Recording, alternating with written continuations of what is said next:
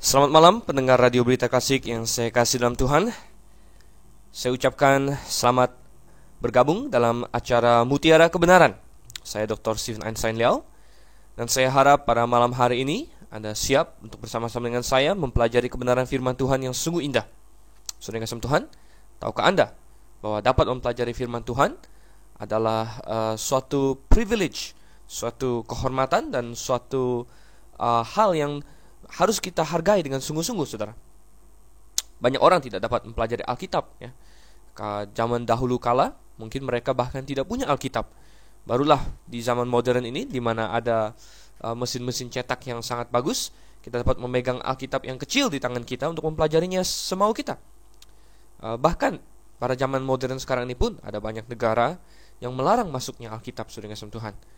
Dan sungguh beruntung bagi kita yang pada malam hari ini dapat memegang Alkitab di tangan kita, dan kita memiliki kebenaran firman Tuhan untuk kita pelajari bersama, sehingga hidup kita dapat dituntun oleh kebenaran itu, saudara kasih Tuhan. Dan dengan pola pikir seperti itulah kita mendekati acara Mutiara Kebenaran ini, karena kebenaran kita hargai dengan sungguh-sungguh. Alkitab berkata, belilah kebenaran, jangan pernah menjualnya. Ini hal yang sungguh indah, saudara kasih Tuhan. Kebenaran dianggap sebagai sesuatu yang mahal, ya, sesuatu yang sangat berharga, dan kita disuruh untuk membelinya, bukan dengan uang, saudara kasih Tuhan. Kebenaran tidak dapat dibeli dengan uang, tetapi kebenaran harus dibeli dengan sikap tunduk kita kepadanya. Karena percuma bagi kita untuk mendengar kebenaran, tetapi kalau kita tidak melakukannya dan tidak tunduk kepada kebenaran itu, maka kebenaran itu bukan milik kita. Dan saudara kasih Tuhan, cara Mutiara Kebenaran membahas kebenaran-kebenaran yang terdapat dalam Alkitab, khususnya Perjanjian Lama. Dan kita akan mulai satu kitab, jadi kitab per kitab, kita akan mulai kitab per kitab, dan kita sudah mulai dengan kitab Kejadian. Baiklah, kita akan masuk ke dalam Kejadian, pasalnya yang ke-7 sekarang, ya. Jadi ini adalah sesi kita yang ke-7. Kita akan, untuk kitab Kejadian ini, kita akan lakukan satu pasal per satu sesi, saudara, ya. Jadi 1 jam untuk membahas satu pasal bersama-sama. Kejadian pasal yang ke-7, saudara kasih Tuhan. Dan saya ajak kita untuk berdoa terlebih dahulu. Bapa di surga, terpujilah namamu ya Tuhan, karena Engkau memang layak untuk dipuji. Begitu banyak alasan kami harus mengucap syukur, dan salah satunya adalah Tuhan, terutama karena Engkau telah menyelamatkan kami, dan juga bukan hanya menyelamatkan kami, dan Engkau tidak membiarkan kami, tapi memberikan firman-Mu untuk menuntun kami sesudah kami diselamatkan. Pimpinlah saat ini kami ingin mempelajari firman-Mu itu, khususnya Kejadian pasal 7 ya Tuhan. Engkau yang bukakan pengertian kami. Dalam nama Yesus Kristus kami berdoa dan mengucap syukur. Amin. Iya, jika Anda memiliki Alkitab, tentu saya sarankan bahwa untuk pembelajaran yang sebaik mungkin Anda ikut bersama-sama buka Alkitab dengan saya, ya, agar kita dapat membaca bersama-sama, merenungkan bersama-sama. Kejadian pasalnya yang ke-7. Judul dari Lembaga Alkitab Indonesia adalah Air Bah di sini, ya. Dan coba kita baca bersama dulu, ya, ayatnya yang pertama, ya.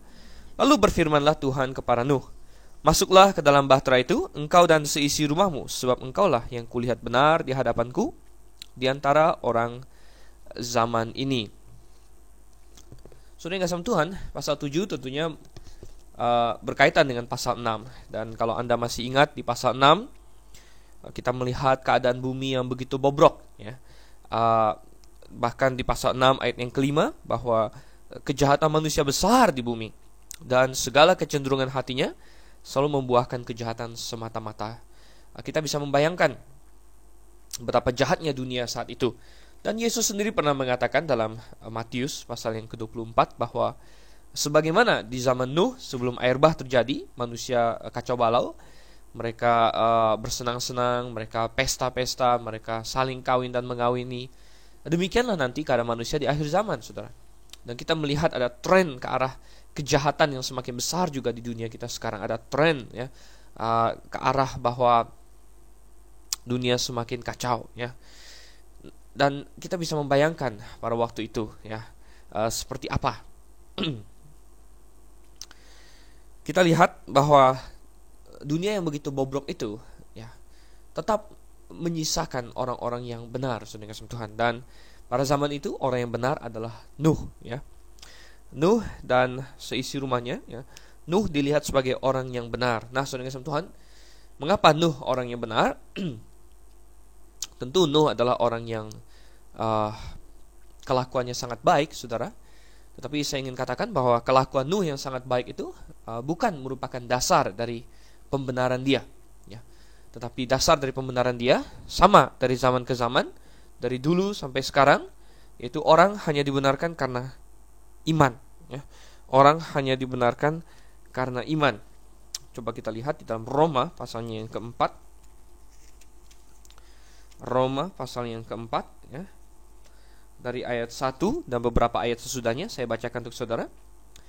Jadi apakah akan kita katakan tentang Abraham, bapa leluhur jasmani kita? Sebab jikalau Abraham dibenarkan karena perbuatannya, maka ia beroleh dasar untuk bermegah, tetapi tidak di hadapan Allah. Sebab apakah dikatakan nas kitab suci? Lalu percayalah Abraham kepada Tuhan, dan Tuhan memperhitungkan hal itu kepadanya sebagai kebenaran. Kalau ada orang yang bekerja, upahnya tidak diperhitungkan sebagai hadiah, tetapi sebagai haknya.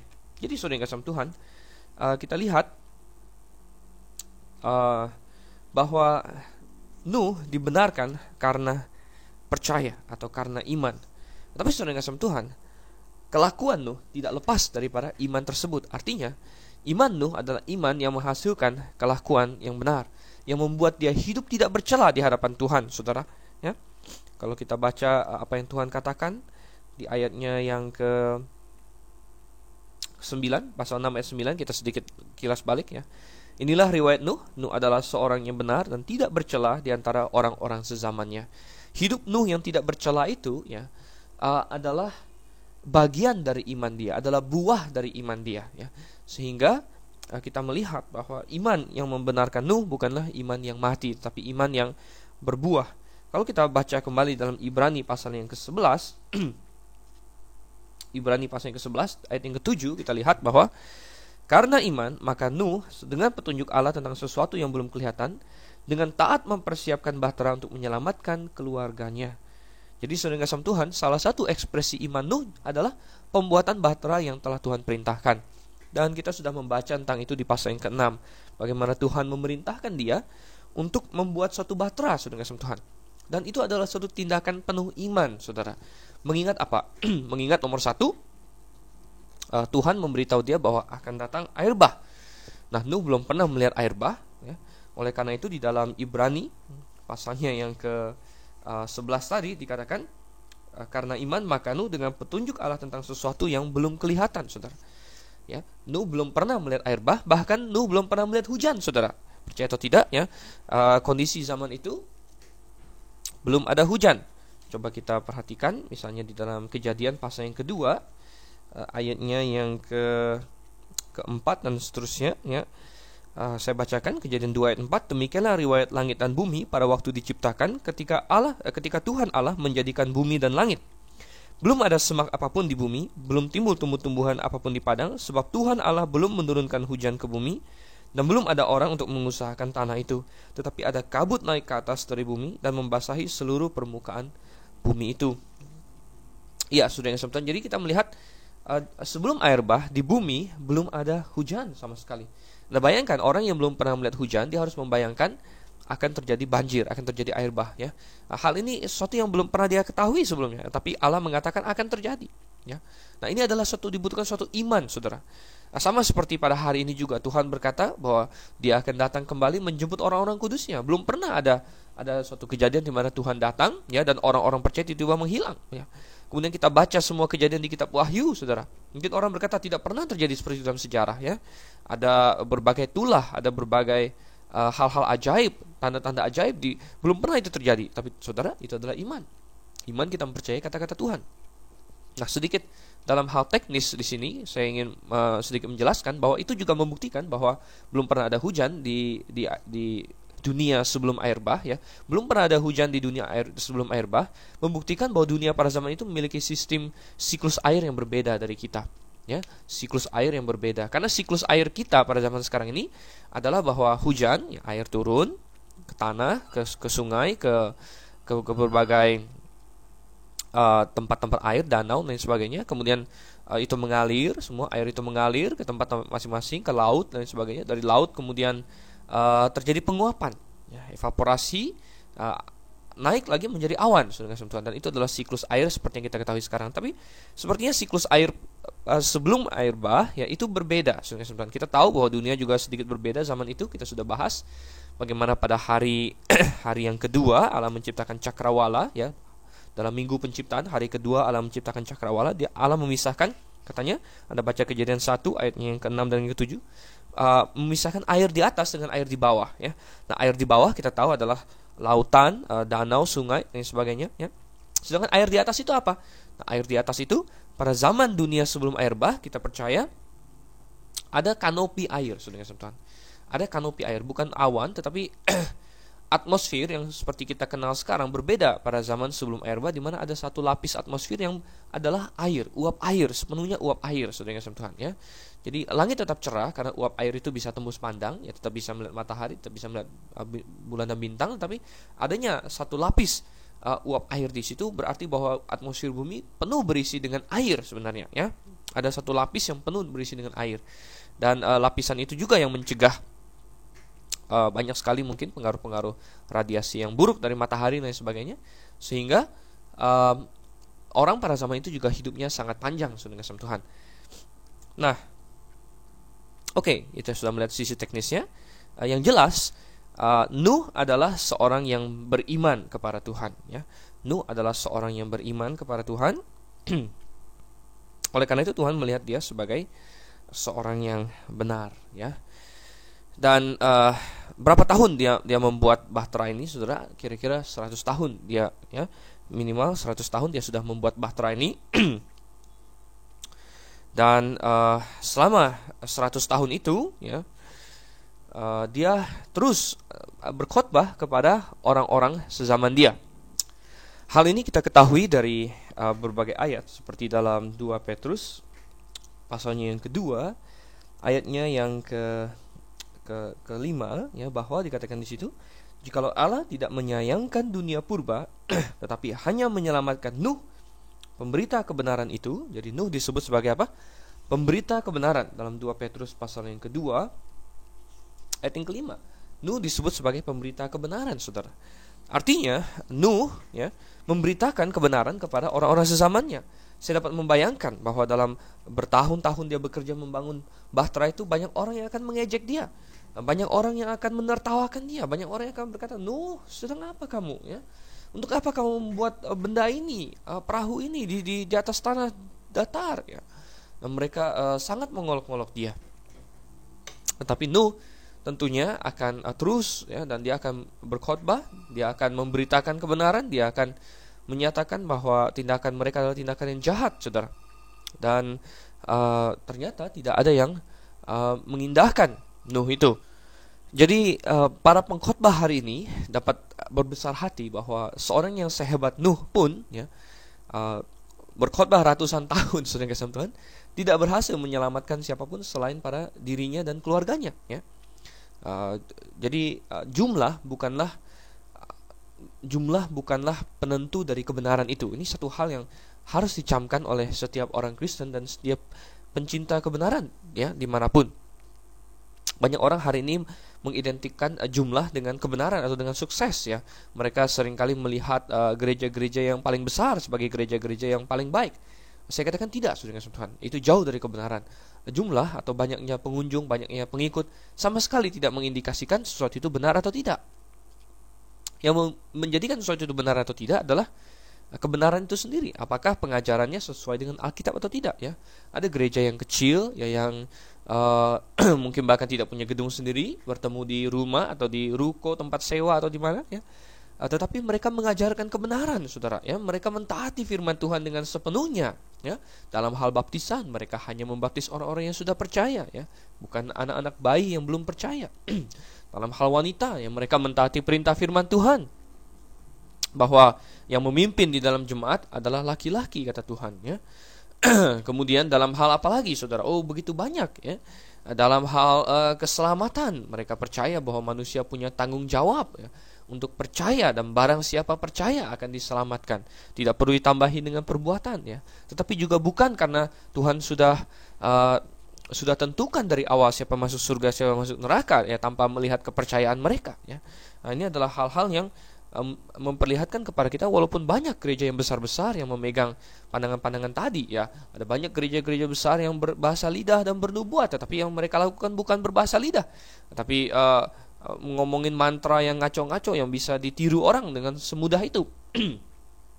Banyak gereja besar yang demikian. Kebanyakan dunia hari ini menggunakan musik-musik rock, ya, musik-musik pop, ya, untuk memuji Tuhan. Ya. Tetapi itu bukanlah kebenaran. Nah, kebenaran tidak dihitung berdasarkan jumlah. Kalau kebenaran dihitung berdasarkan jumlah, maka Nuh adalah orang yang paling salah, saudara, ya. Karena seluruh dunia melawan dia dan keluarganya, saudara. Bayangkan, ya, dari seluruh dunia miliaran orang, saudara. Ya, saya katakan miliaran orang. Kenapa? Bayangkan, ya, kalau kita hitung-hitung di dalam Kejadian pasal 5 kan ada silsilah itu, ya. Silsilah orang, ya, dari Adam sampai kepada air bah itu ada sekitar 1600 tahun, saudara.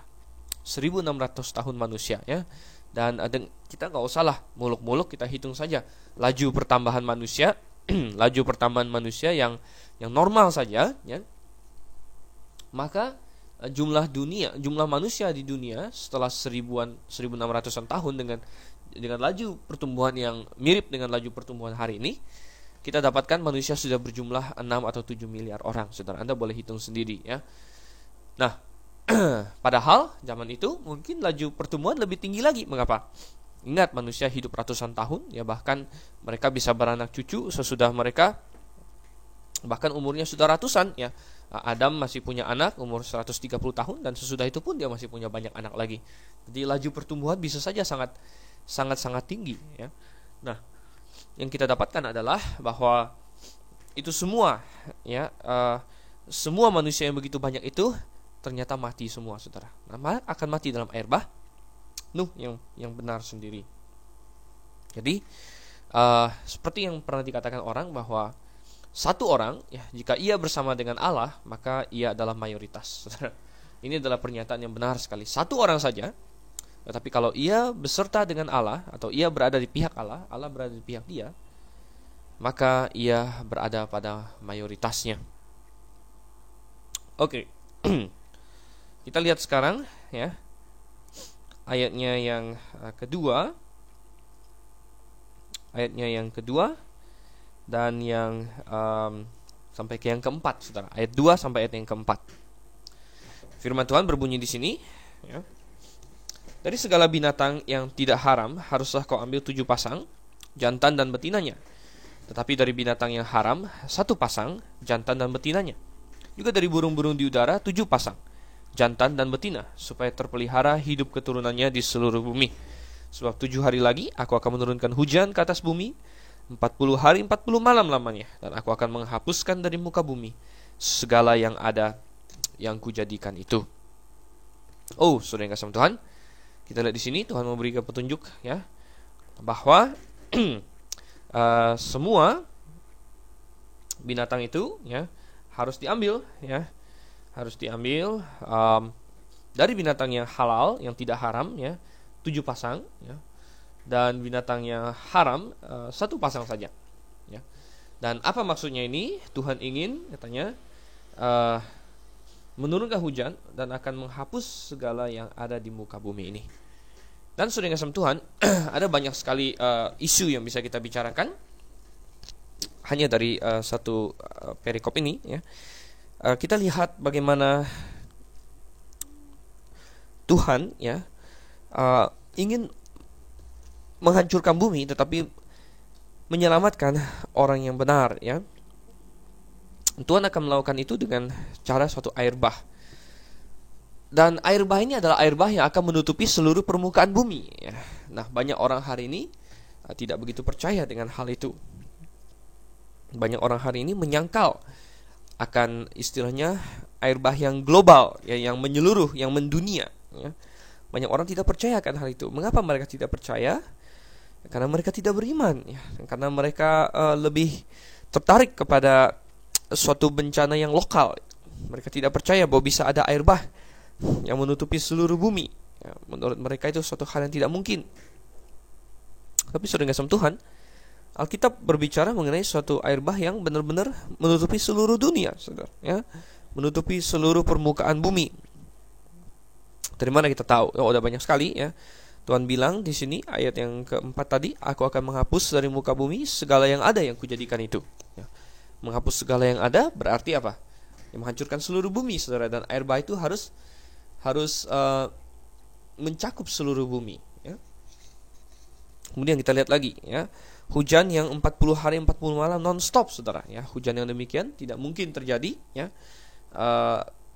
dengan kondisi atmosfer kita yang sekarang, ya, karena atmosfer kita yang sekarang tidak mampu untuk menampung air sebanyak yang bisa dicurahkan untuk sampai hujan 40 hari 40 malam. Nah, ini semua menandakan suatu bencana yang luar biasa, ya. Hujan 40 hari 40 malam tentu bukan menghasilkan banjir yang biasa-biasa, saudara, tapi banjir yang luar biasa, ya, yang menutupi seluruh bumi. Kita lihat lagi, ya, bahwa setelah itu, ya, setelah semua itu, ya, kata, ya, yang dipakai untuk mengacu kepada air bah di sini, kata yang dipakai untuk mengacu kepada air bah dalam bahasa Ibrani adalah kata mabul, ya, kata mabul.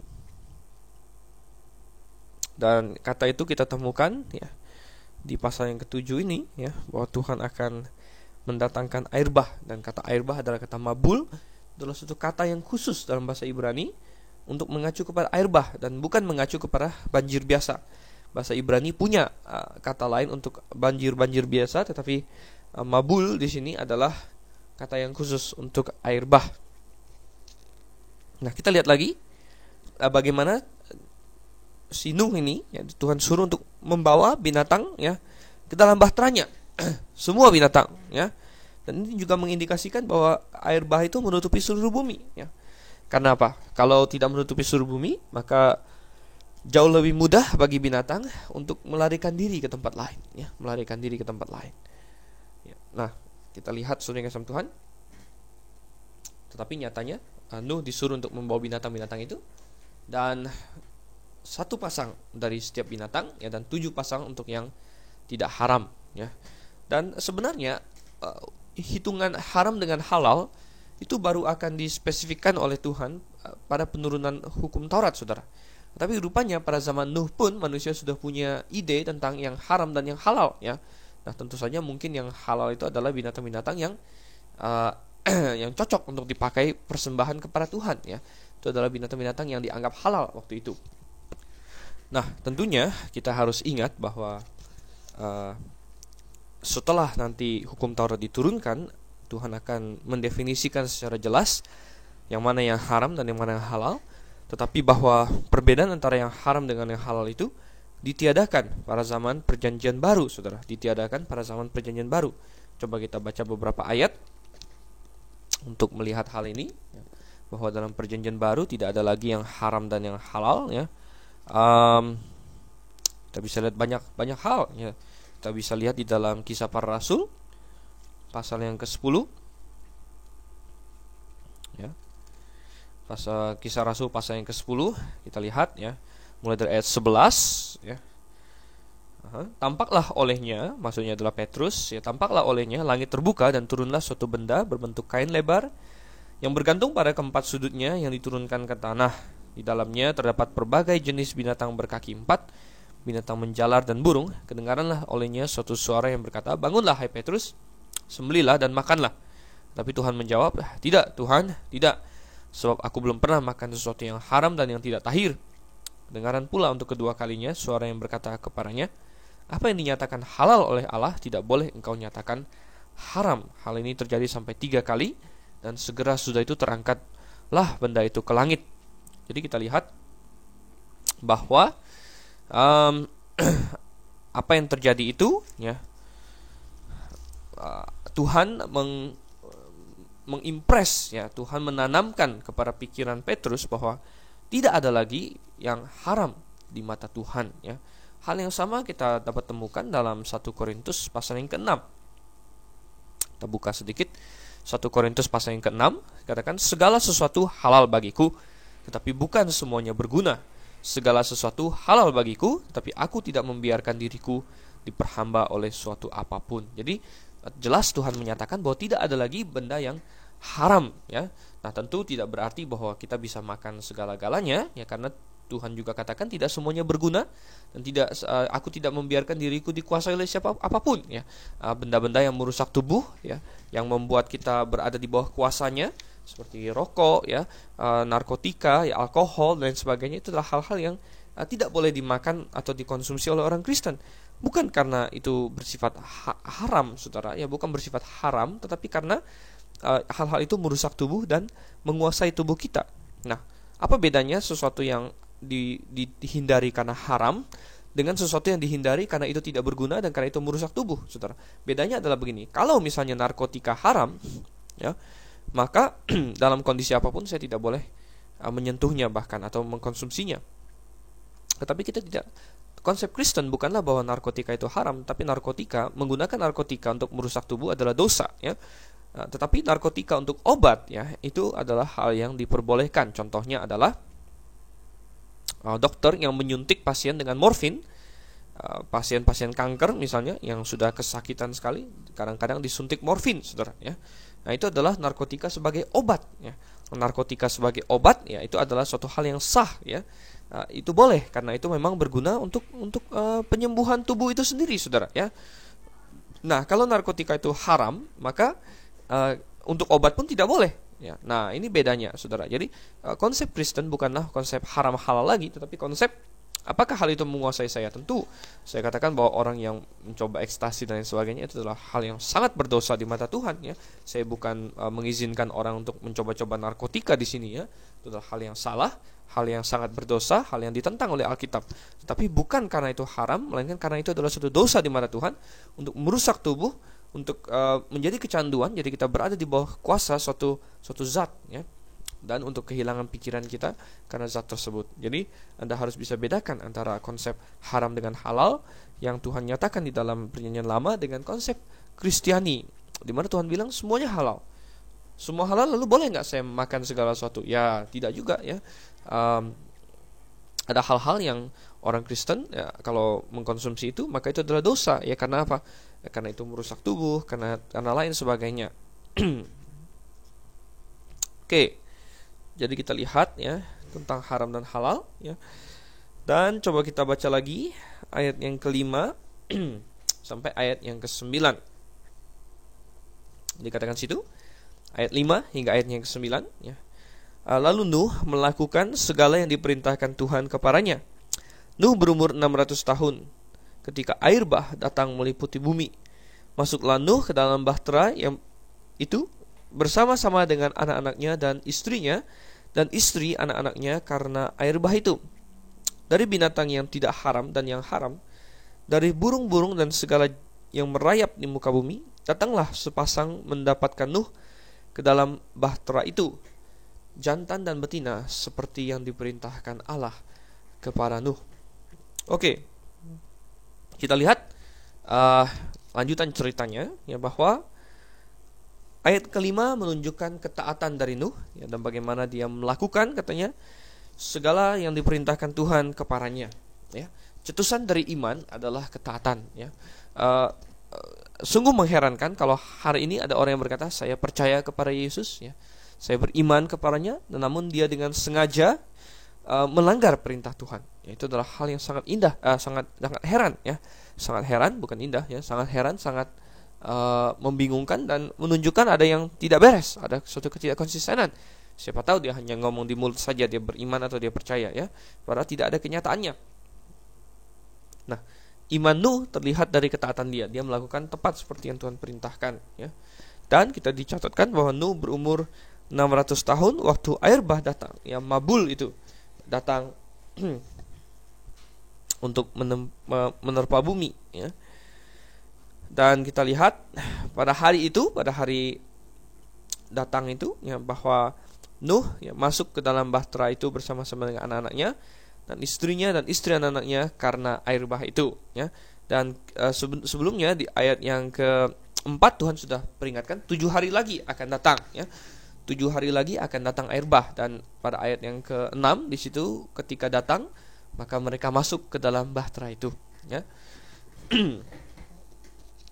Mereka masuk ke dalam bahtera, ya. Dan sebelum terjadi air bah, kita percaya bahwa orang-orang benar sebelum Nuh ya sudah pada meninggal, ya. Contohnya adalah Metusalah, ya. Metusalah, ya. Adalah orang yang paling tua umurnya di bumi, dan dia meninggal, kita percaya, ya, sebelum air bah, ya. Sebelum air bah, Nuh masuk ke dalam binatang bahtera itu, ya. Dikatakan di ayat 8, di ayat ke-9 kita mendapatkan bahwa semua binatang datang mendapatkan Nuh, ya. Dan ini menjelaskan kepada kita bagaimana caranya Nuh seorang diri dapat mengumpulkan binatang-binatang itu, saudara, ya. Nah, kita dapatkan di sini bahwa Tuhan bekerja sedemikian rupa sehingga binatang-binatang itu yang datang mendapatkan Nuh. Jadi Nuh tidak usah susah-susah, ya, mencari, memburu binatang-binatang itu, ya. Tapi binatang-binatang itu datang mendapatkan Nuh. Nah, ada orang tanya, bagaimana caranya kanguru di Australia, ya, koala di Australia bisa jauh-jauh datang kepada Nuh? Nah, tapi ini adalah pertanyaan yang salah kaprah dengan sama Tuhan, ya. Dunia pada zaman sebelum air bah sangat berbeda dengan dunia kita sekarang, ya. Distribusi binatang pun berbeda, saudara, ya. Kanguru, ya, sebelum air bah tidak harus di Australia, begitu, ya. Lagi pula kita tidak tahu di mana Nuh tinggal pada saat itu, saudara yang kasih Tuhan. Banyak orang memperkirakan Nuh tinggal di daerah Timur Tengah, padahal tidak benar demikian, ya. Tidak ada satu indikasi pun yang dapat memberitahu kita di mana Nuh tinggal saat itu. Ya, bisa saja Nuh tinggal di Amerika, bisa saja Nuh tinggal di Asia, bisa saja Nuh tinggal di Eropa, ya. Kita tidak sama sekali tidak tahu letaknya di mana Nuh. Lagi pula terjadi perubahan kontur bumi yang hebat, ya, selama air bah, sehingga tempat, ya, sungai, ya, bahkan danau dan sebagainya pasti banyak berubah. Gunung-gunung juga banyak yang berubah, saudara yang kasih Tuhan, setelah air bah. Nah, binatang-binatang itulah yang datang menghampiri Nuh. Tuhan gerakkan mereka. Nah, seperti yang Anda tahu bahwa binatang biasanya paling dahulu tahu kalau ada bencana mau melanda, ya. Ketika tsunami mau menghantam Aceh beberapa tahun yang lalu, ya, kita semua sempat membaca bahwa binatang-binatang sudah resah duluan dan banyak yang lari ke tempat tinggi, ya. Demikian juga kalau ada gempa bumi, akan ada gempa bumi, biasanya binatang yang terlebih dahulu tahu duluan, ya. Nah, adanya air bah yang akan Tuhan kirim, ya, tentu Tuhan secara secara supranatural juga mengintervensi, dan binatang-binatang ini semuanya Tuhan suruh mereka datang kepada Nuh, dan katanya mereka masuk ke dalam bahtera itu. Nah, banyak sekali orang yang telah meragukan catatan ini, dan mereka bertanya, bagaimana caranya semua binatang di bumi ini bisa muat ke dalam bahtera Nuh, saudara kasih Tuhan. Tetapi ini bukanlah hal yang aneh, saudara, ya. Kalau kita melihat dimensi dari perahunya Nuh, ya, atau bahtera yang dibuat Nuh, itu adalah suatu bahtera yang sangat besar sekali, ya, sangat besar sekali. Panjangnya saja adalah berapa? Kita lihat di pasal yang ke-6, ya, 300 hasta panjangnya, saudara, ya. Kira-kira 150 meter, ya. 150 meter itu adalah panjang sekali, lebih panjang daripada lapangan sepak bola, ya. Kemudian tingginya, kemudian lebarnya. Oh, saudara, ini adalah perahu yang besar sekali. Bahkan perahu, tidak ada manusia yang bisa membuat perahu sebesar itu sampai saat ini baru bisa ditandingi. Zaman modern, ya, ketika manusia sudah mulai menemukan atau membuat perahu dari logam, ya. Perahu kayu tidak ada yang bisa dibuat sampai sebesar itu. Dan teknologi yang Nuh pakai tentunya teknologi yang luar biasa sekali, saudara, ya. Nah, sekali lagi saya ingin mengingatkan bahwa manusia zaman dahulu itu bukan bodoh-bodoh, mereka sangat pintar, ya. Sangat pintar, ya. Bahkan mereka mungkin jenius-jenius, ya. Dan teknologi yang dipakai oleh Nuh membangun bahtera ini luar biasa, ya. Dan bahtera yang begitu besar ini, ya, sudah kita perkirakan, sudah dihitung-hitung, ya, dapat memuat katanya, ya, sekitar 120.000 ekor domba, saudara, ya. Dapat mengangkut sekitar 120.000 ekor domba, ya. Nah, ini sudah kita hitung, ya. Sedangkan binatang, saudara Tuhan, binatang itu rata-rata lebih kecil dari domba, ya. kalau kita menghitung ya binatang itu lebih banyak yang kecil daripada yang besar ya. Anda percaya atau tidak ya? Tentu binatang yang besar ada ya, singa lah, gajah lah, jerapah lah ya. Tetapi hanya berapa yang besar-besar? Kebanyakan binatang yang kita lihat kecil-kecil, saudara ya. Tikus, kemudian binatang-binatang merayap, serangga, itu kan yang banyak ya kan? Serangga ya, amfibi ya, katak, kodok, ulat segala macam. Lebih banyak yang kecil-kecil ya. Burung ya, burung rata-rata semua kecil ya. Paling burung yang besar hanya ada sedikit ya, burung elang, mungkin burung raja wali dan lain sebagainya. Itu pun rata-rata tidak sebesar seekor domba. Jadi dengan ukuran bahtera yang bisa menampung 120.000 ekor domba, saudara, dan saya dapatkan melalui suatu riset bahwa para ahli biologi hari ini, ahli taksonomi memperkirakan ada 18.000 ya spesies vertebra ya, spesies vertebra di dunia ini saat ini ya, 18.000 vertebra. Bayangkan saudara sentuhan, tidak termasuk ikan tentunya ya, ikan banyak sekali, tapi ikan memang tidak usah masuk ke dalam sini ya. Nah, ada orang bilang, bukankah spesies binatang ada ratusan ribu, bahkan banyak sekali ya, bahkan ada yang bilang jutaan. Nah, benar saudara, ada jutaan kalau mereka menghitung binatang-binatang mulai dari protozoa ya, spesies-spesies bakteri ya, protozoa semua dihitung ya, jadi jutaan saudara. Tetapi binatang yang dimasukkan oleh Nuh tidak termasuk yang seperti itu, karena semua dikatakan di situ yang masuk adalah ya binatang-binatang apa? Coba kita lihat lagi ya. Di pasal 6 ayat yang ke-20, segala jenis burung, segala jenis hewan, segala jenis binatang melata ya. Nah, kemudian di pasal 7 ayat 8 ya, burung-burung segala yang merayap di muka bumi. Jadi tentu tidak termasuk ikan, tidak termasuk apa? Tidak termasuk segala macam yang seperti mungkin ya mamalia yang berada di air seperti paus ya, lumba-lumba dan lain sebagainya, mamalia yang berada di air. Tidak termasuk juga binatang-binatang dari ordo yang lebih rendah ya, seperti bintang laut lah segala macam, kemudian segala macam protozoa ya, itu semua tidak masuk ya. Nah, sehingga yang masuk ke dalam bahtera Nuh ya, katakanlah hari ini ada 18.000 spesies ya, katakanlah dihitung dengan semua jumlah spesies yang sudah punah, yang kita tidak ketemu hari ini, katakanlah kita dobelkan itu ya menjadi sekitar 36.000 bahkan bisa kita dobelkan lagi ya, sekitar 72.000 ya, ditambah lagi dengan katakanlah kan yang halal kan, yang tidak haram di bawah 7 pasang ya, katakanlah 75.000 ya, 75.000 binatang ya, yang tentunya rata-rata lebih kecil dari domba ya, rata-ratanya ya, maka tidak ada masalah sama sekali untuk menempatkan binatang. Bahkan masih ada banyak sisa tempat ya, karena bisa membawa sekitar 120.000, masih banyak sisa tempat yang diperuntukkan untuk makanan ya, dan untuk tempat binatang itu bisa jalan sana jalan sini ya. Ini semua adalah hal yang tidak sulit untuk bisa kita lihat ya. Jadi binatang-binatang masuk ke bahtera Nuh bukanlah suatu mitos dengan Tuhan ya. Banyak orang menganggapnya sebagai suatu fabel, suatu legenda, tapi bukan ya, karena Alkitab Perjanjian Baru banyak berbicara tentang Nuh, dan Nuh dianggap sebagai suatu figur yang historis yang benar-benar ada.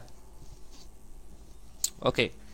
Jadi kita lihat bagaimana dengan binatang-binatang yang super besar ya, seperti dinosaurus dan sebagainya ya. Nah, kita menjawab bahwa tentu saja ada yang bertanya, apakah dinosaurus tidak dibawa sehingga mereka punah ya dalam air bah. Saya katakan itu pemikiran yang salah, karena Alkitab dengan jelas-jelas mencatat bahwa semua binatang ya masuk ke dalam bahtera Nuh ya. Dan lalu bagaimana dinosaurus yang begitu besar? Banyak orang bertanya ya. Dinosaurus yang begitu besar ya, mereka tetap bisa masuk ke dalam bahtera Nuh ya, karena Nuh tidak perlu membawa jenis dinosaurus yang berukuran besar itu ya. Nuh bisa membawa dinosaurus yang masih muda, yang mungkin masih kecil ya. Dan tentu ukuran mereka juga kecil ya. Tentu tidak harus dinosaurus saja, gajah pun bisa dia bawa yang kecil ya. Jerapah ya, badak, mungkin binatang lain yang besar-besar ya bisa dia bawa yang kecil saja untuk masuk ke dalam bahteranya. Oke.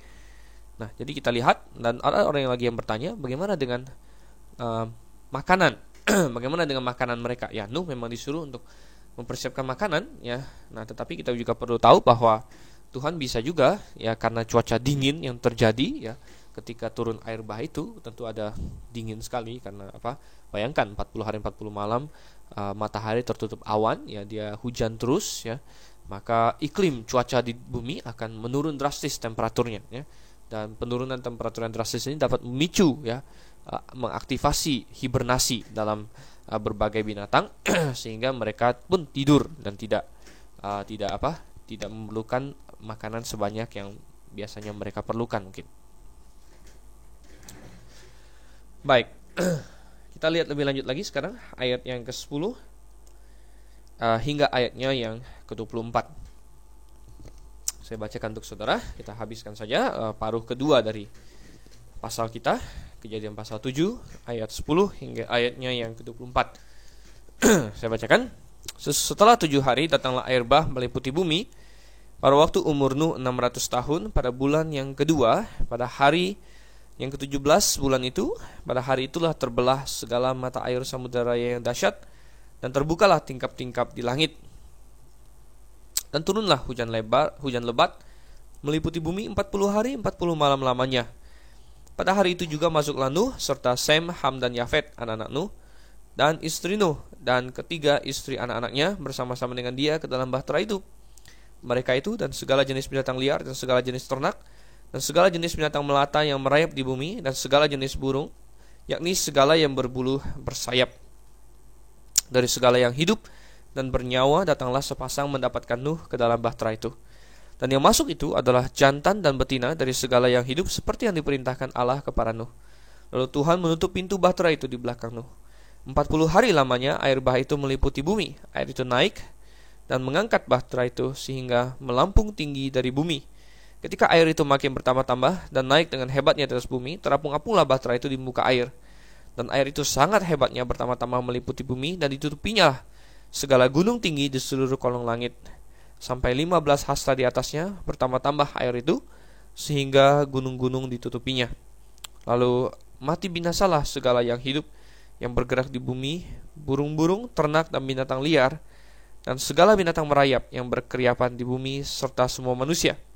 Matilah segala yang ada nafas hidup dalam hidungnya, segala yang ada di darat.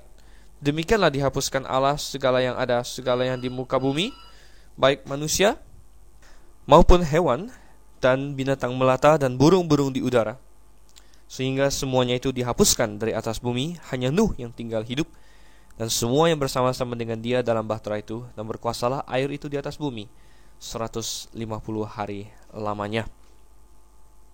Jadi setelah 7 hari katanya air bah meliputi bumi, ya. Dan katanya, ya, ketika itu terjadi adalah pada bulan kedua, tanggal yang ke-17, ya, dan ketika umur Nuh adalah 600 tahun. Dan bagaimanakah cara Tuhan mendatangkan air bah itu, saudara? Dijawab dalam ayat-ayat ini, ya. Tuhan mendatangkan air bah melalui 2 cara, yaitu air dari atas dan air dari bawah, ya. Dan di ayat yang ke-11 dikatakan air dari bawah, ya. Pada hari yang ke-17 bulan itu, pada hari itulah terbelah katanya segala mata air samudera yang dahsyat, ya, dan terbukalah tingkap-tingkap di langit. Jadi ada 2 cara. Pertama dari bawah terbukalah, ya, atau terbelahlah segala mata air samudera yang dahsyat. Nah, rupanya sistem bumi waktu itu juga agak berbeda, ya, bahwa ada mata-mata air di berbagai tempat sehingga manusia bisa mendapatkan air, gitu, ya. Tetapi kita lihat mata-mata air ini semua terbelah, dan air yang tadinya terkandung di bawah bumi, ya, semua mencuat ke atas, begitu, ya, mencuat ke atas dengan cepat, ya. Sedangkan dari langit sendiri, ya, katanya terbukalah tingkap-tingkap di langit, dan kanopi air yang mengelilingi bumi pada dunia sebelum air bah kini tercurah, dan air yang ada di atas itu sedemikian banyaknya sehingga membutuhkan waktu 40 hari 40 malam untuk menghabiskan semuanya, ya. 40 hari 40 malam untuk menghabiskan semuanya. Dan kita lihat, saudara yang kasih Tuhan, um, turunlah hujan lebat meliputi bumi. Tentulah itu suatu saat yang sangat mengerikan bagi manusia, ya, dan semua orang yang berada di bumi pada saat itu pasti akan mulai terbengong-bengong. Mungkin mereka pertama bingung apa yang sedang terjadi, ya. Mungkin pertama mereka mencoba untuk mencari daratan yang lebih tinggi, sementara mereka melihat air semakin menaik, ya. Ada yang naik ke atap rumahnya, ada yang berlarian ke bukit-bukit, ada yang mencoba mendaki ke puncak gunung tertinggi, ya. Tapi saudara yang kasih Tuhan, ketika air makin naik, air makin naik, dan mereka mendapatkan bahwa kemanapun mereka pergi, air itu semakin tinggi dan semakin tinggi. Tentu mereka akan panik, saudara yang kasih Tuhan. Mereka akan panik dan mereka tidak dapat lagi menahan ketakutan mereka. Apa yang tidak mereka percayai kini sungguh-sungguh terjadi, saudara. Mungkin dulunya mereka mencemooh, apa ini si Nuh bikin bahtera, tetapi pada saat penghakiman terjadi, segala cemooh itu hilang, saudara yang kasih Tuhan. Dan ini merupakan pelajaran bagi kita hari ini. Kalau kebenaran mengetuk pintu hatimu, kalau Yesus Kristus berdiri di pintu hatimu dan mengetuk, jangan Anda tolak, saudara yang kasih Tuhan. Jangan Anda katakan tidak, ya. Apa yang sudah Dia suguhkan pada Anda itu terimalah, ya.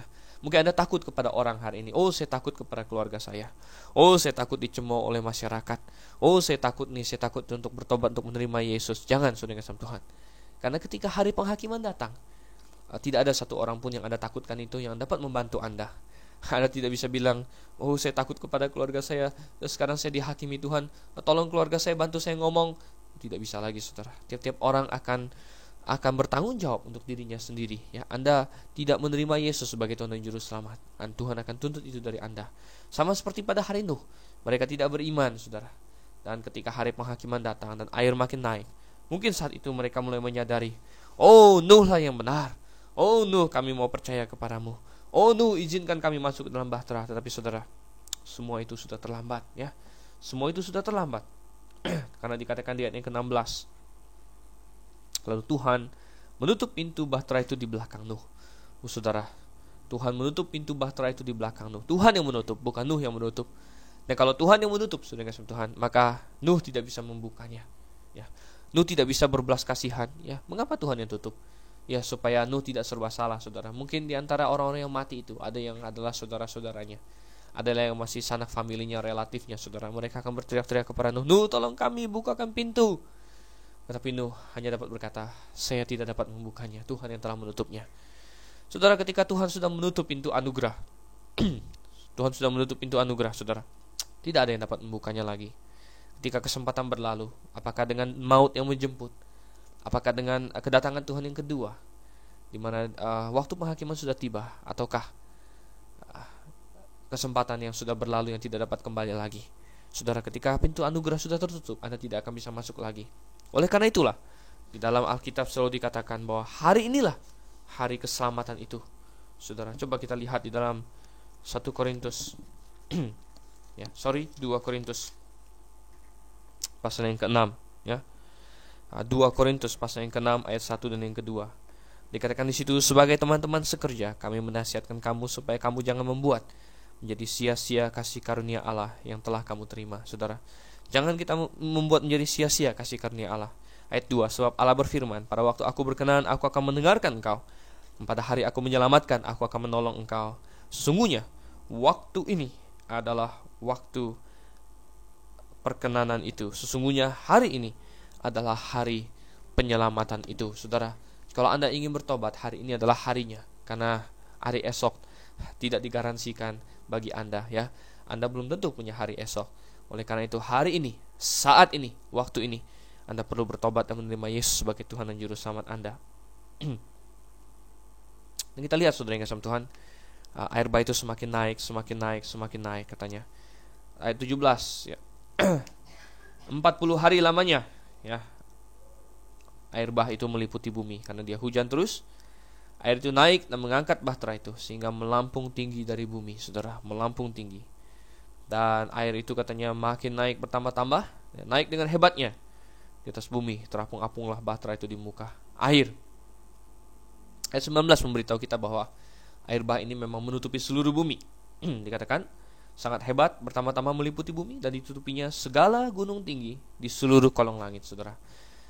Apalagi yang bisa membuat kita ragu bahwa ini adalah air bah yang menutupi seluruh bumi, saudara? Bukan hanya terjadi di wilayah Nuh saja, bukan hanya menimpa kota Nuh saja. Karena kalau hanya menimpa kota atau wilayah Nuh, ya, maka untuk apa Nuh membuat bahtera 100 tahun, saudara? Untuk apa semua binatang datang kepadanya? Ya hanya perlu pindah saja. Tuhan, saya pindah saja ya ke lokasi yang nggak banjir, ya. Seperti hari ini orang Jakarta mungkin banyak yang pindah ke perumahan yang tidak banjir. Nyatanya, air bah itu menutupi, katanya, segala, ya, gunung tinggi di seluruh kolong langit. Kalau segala gunung tinggi di seluruh kolong langit, artinya seluruh bumi, saudara. Air bah meliputi seluruh bumi, ya. Dan kita lihat katanya sampai 15 hasta di atasnya. Bertambah-tambahlah air bah itu. Nah, ada beberapa penafsiran apa yang dimaksud dengan 15 hasta di atasnya, ya. Penafsiran yang paling bagus adalah bahwa air bah itu airnya naik, ya, sampai 15 hasta di atas, dari atas dasar bahtera. Jadi bahtera itu mengapung di air, ya, dan 15 hasta bagian bawah itu nyemplung ke dalam air, ya. Jadi setengah tinggi dari bahtera itu, karena bahteranya berat, ya, maka setengah kapal masuk ke dalam air, ya, tetapi mereka tetap terapung. Ayat 21. Lalu mati binasalah segala yang hidup yang bergerak di bumi, burung-burung, ternak dan binatang liar, segala binatang merayap yang berkeriapan di bumi, serta semua manusia. Ya, matilah segala yang ada nafas hidup dalam hidungnya, segala yang ada di darat. Jadi itu semua mati, saudara. Dan demikianlah dihapuskan Allah segala yang ada, ya. Benar-benar dihapuskan, bagaikan orang menghapus noda dengan cara mencucinya. Demikian Allah menghapuskan noda dosa di bumi dengan mencuci bumi. Cucian yang tidak tanggung-tanggung, saudara, dengan air yang begitu banyak. Dan semuanya mati, ya. Dan dikatakan hanya Nuh yang tinggal. Dan ini juga mengindikasikan kepada kita bahwa air bah harus terjadi mendunia. Karena kalau tidak mendunia, maka tempat yang tidak kena air bah tentu tidak ada yang mati. Ayat 24, dan berkuasalah air di atas bumi 150 hari lamanya. Artinya sampai 150 hari air itu tetap berada pada level yang sedemikian tinggi. Dan baru setelah lewat 150 hari air itu akan semakin surut. Seperti yang akan kita bahas di pasal yang ke-8 pada pertemuan kita yang selanjutnya. Saya Dr. Stephen Einstein Liao mengundurkan diri, dan saya ucapkan selamat kita mempelajari firman Tuhan. Sampai berjumpa kembali di pasal yang ke-8 dari kitab Kejadian. Maranatha.